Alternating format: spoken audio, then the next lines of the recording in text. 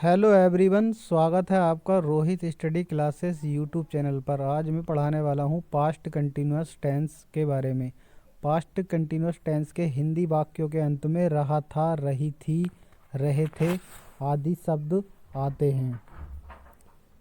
Affirmative sentence. Affirmative sentence में सबसे पहले सब्जेक्ट में he, she, it, I and other singular subject plus was, ING form plus object complement. Complement लिखने की कोई आवश्यकता नहीं है। अगर आप नोट्स बना रहे हैं तो केवल ऑब्जेक्ट्स ही लिख सकते हैं।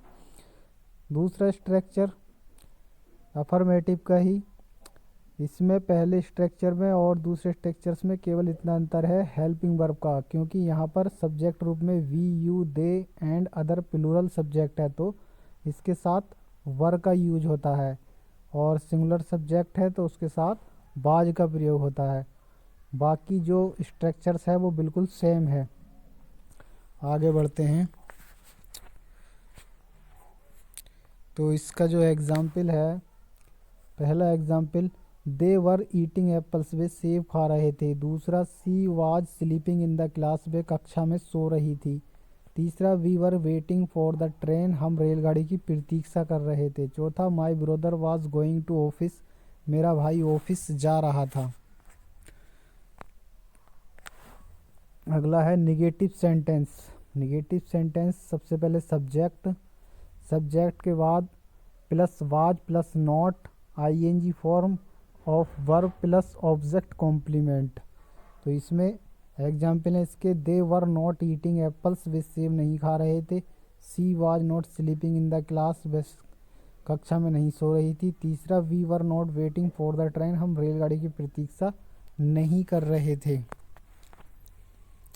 चौथा example, my brother was not going to office, मेरा भाई ऑफिस नहीं जा रहा था। तो मेरा भाई यहाँ पर सब्जेक्ट है और वाज हेल्पिंग वर्ब है, गोइंग मैन वर्ब है, ऑफिस ये ऑब्जेक्ट है। इंट्रोगेटिव सेंटेंस की बात करें तो इंट्रोगेटिव सेंटेंस में सबसे पहले हेल्पिंग वर्ब आती है वाज या वर सब्जेक्ट के अनुसार, plus ING form plus object complement plus question mark.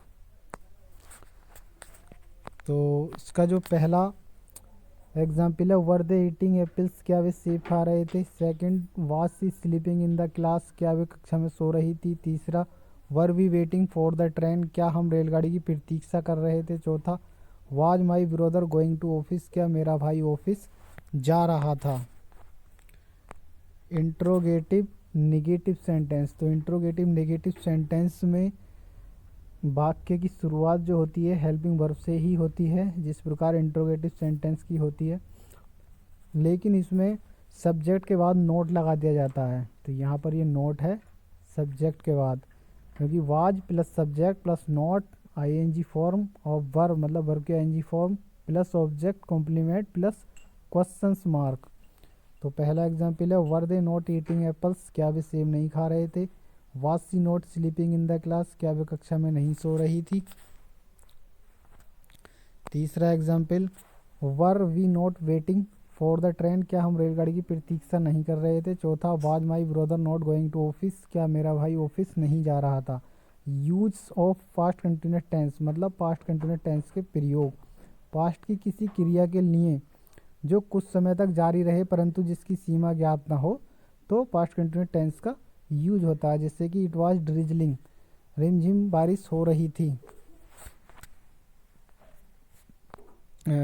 दूसरा प्रयोग, पास्ट में किसी कार्य के जारी रहने के समय के साथ पास्ट कंटिन्यूअस टेंस का यूज किया जाता है। जैसे ये समय है 7 o'clock, तो it was getting dark at 7 o'clock, 7 बजे अंधेरा हो रहा था।